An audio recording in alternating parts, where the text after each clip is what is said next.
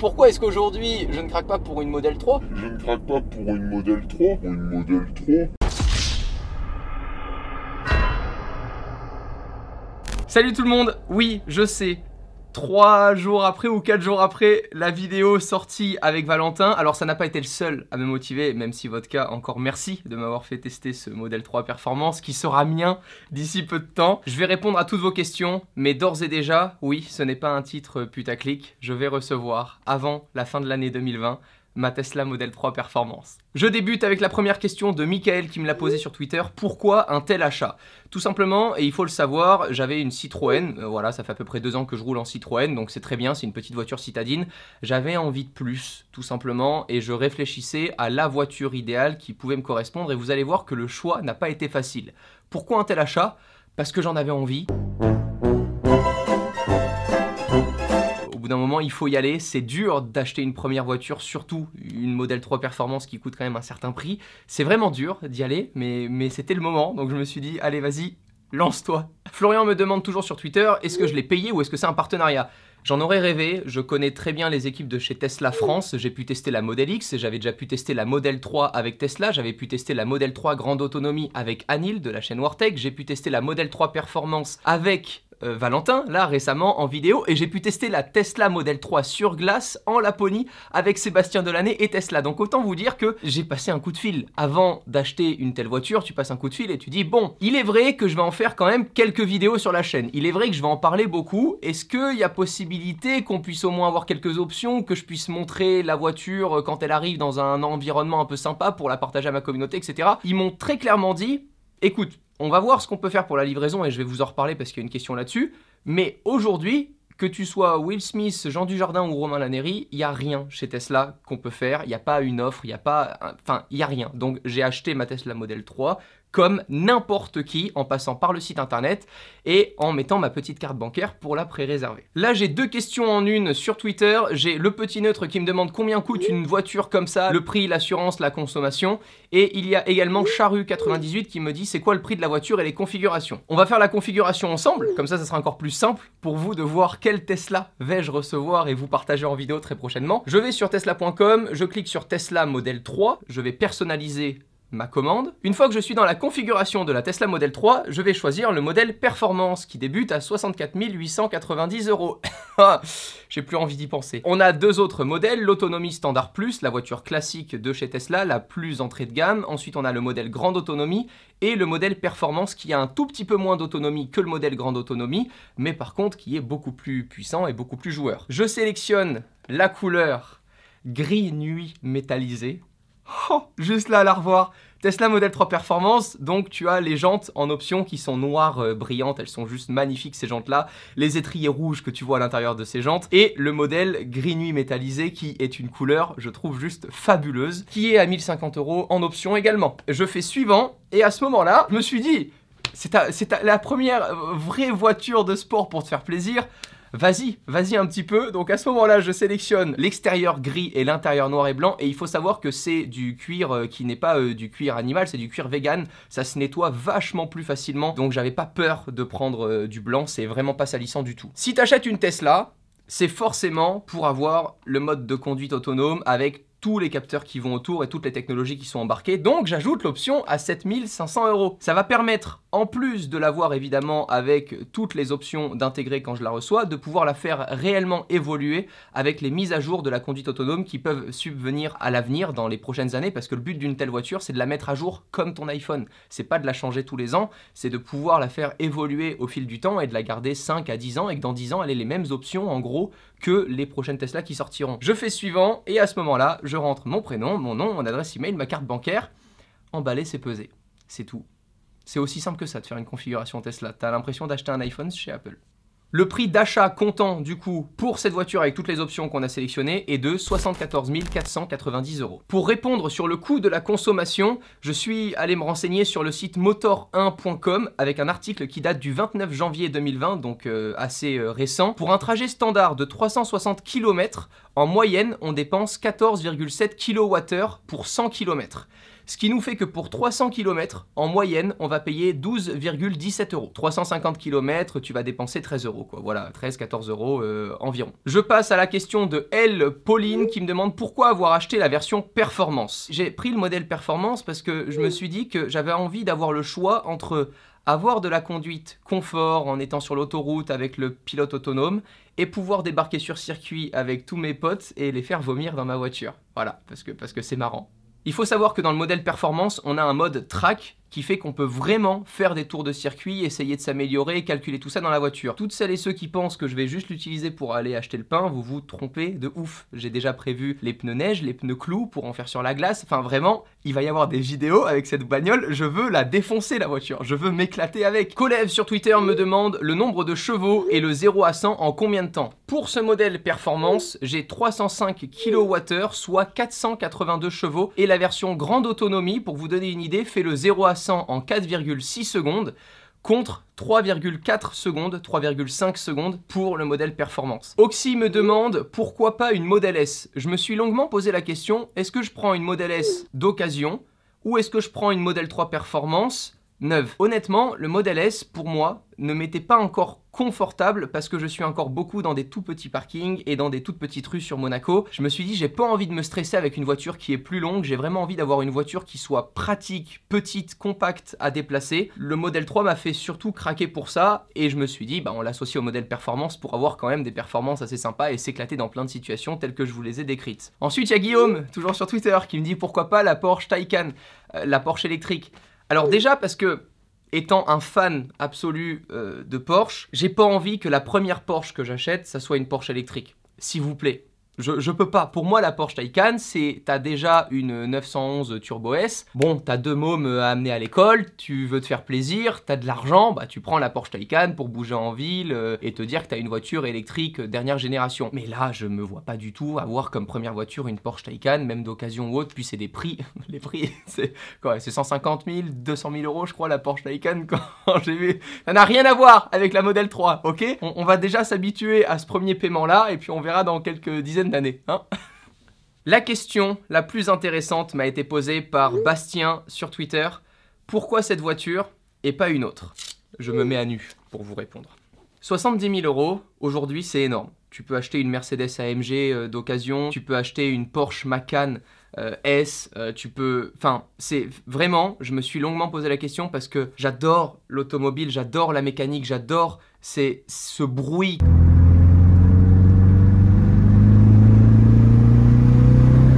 Voilà, vous m'avez vu tout l'été avec une Ford Mustang Bullitt V8 atmosphérique. Évidemment que j'en aurais rêvé, évidemment que je me suis posé la question pour même une Ford Mustang, pour avoir un Porsche Macan, pour avoir ces voitures-là qui, moi, me plaisent énormément et honnêtement, je serais peut-être parti sur une Mercedes AMG. Aujourd'hui, ce qui m'a fait craquer sur la Tesla, c'est tout simplement l'expérience utilisateur. T'as beau avoir les meilleurs sièges, les meilleures conditions de conduite dans une Mercedes AMG, dans une Porsche Macan, quand j'arrive au parking et que je me suis posé la question de me dire « Ah, est-ce que j'ai fermé la voiture ?» et que je peux pas avoir une application pour le savoir, quand il fait froid l'hiver et que je me dis « Bah tiens, je vais mettre le chauffage avant que j'arrive dans la voiture », quand je me dis « Tiens, il y a mon copain qui est peut-être à Monaco qui aurait besoin de ma voiture, moi je suis au Japon pour un voyage, bah, je vais lui ouvrir à distance, je vais lui créer un compte à distance et je vais lui permettre de rouler avec ma voiture sans même être là, sans même qu'il ait les clés. » Tout ça, ça a fait que j'ai voulu dépenser cet argent-là dans une Tesla. Je n'ai pas choisi une Tesla parce qu'elle était électrique, parce que je voulais consommer moins. Je suis très content qu'elle soit électrique, je suis très content de consommer moins. Et je veux absolument pas partir dans cette vidéo sur le débat entre thermique et électrique. Je vous laisse vous battre dans les commentaires si vous en avez envie. Je veux pas parler de ça aujourd'hui, je veux vraiment parler de l'expérience utilisateur. C'est exactement ce qui a fait que je me suis dit aujourd'hui, eh ben tu sais quoi ?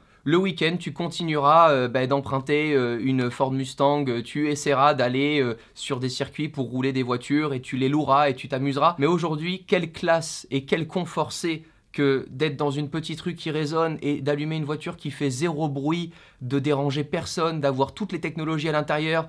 T'as ta copine ou ton copain qui vient dans la voiture, il a son profil, il clique sur son profil, t'as tous les sièges qui se remettent correctement avec le profil associé. Enfin, j'ai acheté une Tesla parce qu'il y avait la meilleure expérience utilisateur que je n'ai jamais testée dans aucune autre voiture. C'est exactement pour ça que j'ai acheté la Tesla. Donc, vous entendre parfois dire sur les réseaux sociaux, et c'est pas la communauté en général, c'est des gens qui me connaissent pas, qui arrivent et qui disent « MDR, c'est pas un puriste, il a pas acheté une voiture thermique ou ma... » Je m'en fous. Je m'en fous de faire du bruit sur l'autoroute avec un V8. Moi, ce qui m'a fait kiffer cet été avec la Bullitt, c'était de pouvoir être sur les routes en Corse, là où j'ai posté des photos sur Instagram. T'es sur des petites routes, t'es en deuxième, t'entends le moteur au rupteur, c'est incroyable, c'est excitant et j'adore ça. Et je comprends qu'il y ait des gens qui détestent ça. Vraiment, simplement, l'expérience utilisateur dans ces voitures-là, elle n'est pas aboutie. Aujourd'hui, avec toutes les technos qu'on a en 2020, je suis pas en train de vous expliquer toute l'année comment configurer votre iPhone, comment faire des sauvegardes automatiques sur des clouds, etc. pour que j'arrive dans une voiture où je sois encore limite à la manivelle en train de régler mon siège. J'ai dépassé ça. Voilà pourquoi j'ai acheté cette Tesla. Loris me demande pourquoi avoir choisi l'électrique.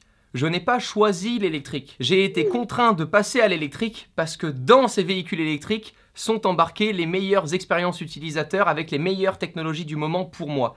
À choisir, j'aurais préféré, pour pouvoir choisir, encore une fois, entre un mode confort qui vraiment consomme pas trop avec une belle Mercedes par exemple, ou une Ford Mustang, mais là tu consommes quoi qu'il en soit de ouf et ça m'aurait pas vraiment plu de faire des pleins à 60 balles tous les 2 jours, je vous avoue. J'ai pas choisi l'électrique. Maintenant je suis super content d'être en électrique et de me dire que dans les 10 ans où je vais utiliser la voiture, je vais consommer que dalle, je vais pas polluer du tout. C'est super de se dire ça. Maintenant je pense que j'attends que la conception des véhicules soit encore améliorée, même si elle reste moins polluante, et vous verrez tous les articles qui sont dans la description, que de concevoir et d'utiliser un modèle thermique sur 10 ans. Donc c'est vraiment pas un choix, l'électrique. C'est simplement que vu que je voulais cette expérience-là, elle m'a amené à choisir un véhicule électrique. Est-ce que ça va me changer quelque chose dans ma vie? Je vous avoue que je pense que dans l'année, ça doit m'arriver 3-4 fois maximum de faire plus de 300 km en une journée. Avec une telle autonomie, 340 annoncée, on va être à 260-300 km à peu près. Honnêtement, j'ai de quoi travailler à chaque fois dans la voiture puisque j'ai une clé 4G et mon ordinateur. Moi, attendre une demi-heure,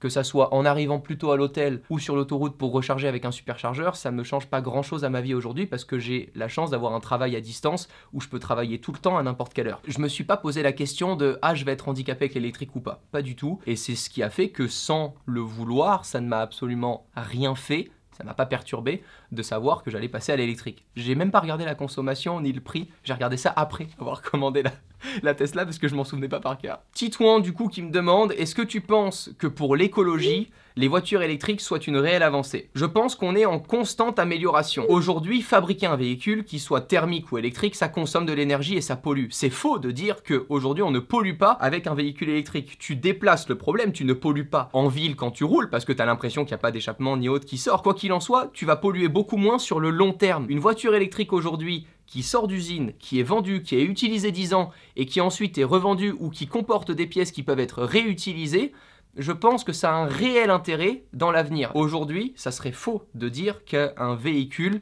est écologique à 100% parce que quoi qu'il en soit, n'importe quel véhicule, même une trottinette électrique, quand tu achètes une trottinette électrique, tu pollues parce que quand tu as fabriqué la trottinette électrique, il a bien fallu des machines.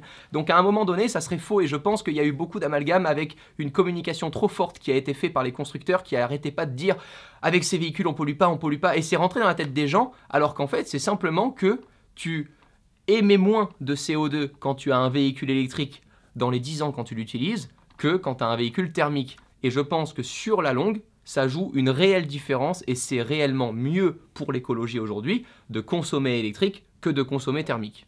Yafoul me demande ce que j'attends le plus de cette Tesla. Eh ben, rien. J'attends juste qu'elle s'adapte à mes besoins, qu'elle corresponde à mon quotidien et à mes déplacements. Je m'attends à rien puisqu'elle, pour moi, elle répond déjà à tous les besoins. Donc, à part être le plus souvent possible à l'intérieur parce que je kiffe cet environnement-là, même si on le sait, il y a encore des finitions chez Tesla à bouger, etc. Et j'aurais été beaucoup plus confort dans une Porsche Macan, ça c'est sûr, que dans une Tesla Model 3, hein, je vous le dis encore une fois. Je suis juste trop content, ça va me faire marrer à Noël de vous partager les vidéos sur Instagram ou Twitter avec le mode Noël. Ça va me faire marrer de vous partager le feu de bois à l'intérieur de la Tesla qui crépite avec le chauffage qui te souffle à la gueule comme si tu avais un feu de bois devant toi. Ça va me faire marrer et je pense qu'aujourd'hui, à 24 ans, passionné des nouvelles techno, il n'y avait pas un autre véhicule qui pouvait me faire marrer autant que celui-ci. Je ne l'ai peut-être pas choisi pour vivre 15 ans avec, peut-être que je changerai dans les prochaines années, dépendant de ce qui arrivera ou autre, mais je suis en tout cas super content de pouvoir en profiter pleinement. J'enchaîne avec la question de Quentin. Un avis sur le pilotage automatique. Penses-tu qu'il s'agisse du futur pour nos voitures? Je pense que l'assistance à la conduite, ce n'est pas de la conduite autonome, le véhicule n'est pas encore capable aujourd'hui de dépasser tout seul, de faire des choix, c'est à vous de lui dire ce que vous souhaitez qu'il fasse, donc c'est de l'assistance à la conduite, c'est le plus beau luxe qui me soit offert dans une voiture. Parce que quand il t'arrive parfois de faire des longs trajets, bah, au niveau de la concentration, je vous donne un exemple. La dernière fois, j'étais dans une petite voiture, on rentre tard, il pleuvait des trompes d'eau, on voyait rien. Ça m'aurait tellement fait plaisir d'avoir un mode assistance qui soit autant évolué que chez Tesla pour me mettre dans la ligne de droite sur l'autoroute, derrière un camion, l'activer et avoir une assistance réelle de l'informatique qui aide l'être humain aujourd'hui à piloter, que pour moi c'est le luxe ultime. C'est pour ça que beaucoup de gens m'ont dit « Ah, pourquoi pour ce prix-là t'as pas pris une voiture de sport, même si t'as pas le mode autonome ?» Bah parce que dans une voiture de sport, j'aurais pu faire que du sport. J'aurais pas pu choisir. Là, ce qui me plaît avec cette voiture, c'est que je peux à la fois choisir de faire le mode daron sur l'autoroute à 80 avec l'assistance à la conduite, toucher de temps en temps le volant et pouvoir récupérer de l'énergie, être un peu moins concentré de temps en temps sur la route tellement t'en es fatigué. Et d'un autre côté, aller le week-end en circuit et m'éclater avec une voiture qui fait du 0 à 100 en 3 secondes 4, quoi. C'est... Voilà, c'est tout. Je vous demande pas d'avoir le même avis que moi, je vous remercie simplement d'avoir écouté mon opinion qui n'engage que moi. Grosse bise à la chaîne Villebrequin que je regarde H24. J'ai encore jamais rien fait avec eux, mais si vous voulez les pop sur Twitter, je sais pas s'ils connaissent ma chaîne, je les kiffe et je les ai vus mentionner sur Twitter via mon tweet. Un gros bisou aussi à Seb Delaney, à World Supercar, à Anil et à Valentin. Tous ces potes là qui m'ont permis, en découvrant le milieu de l'automobile, justement grâce à YouTube, il y a de ça des années maintenant, aujourd'hui. Et ben voilà, je serais très content de pouvoir les accueillir dans la Tesla sur circuit, on rigolera tous ensemble. D'ici là, prenez soin de vous, restez abonnés évidemment à la chaîne ou abonnez-vous si ce n'est pas déjà fait. On se retrouve très bientôt, prenez soin de vous, ciao tout le monde.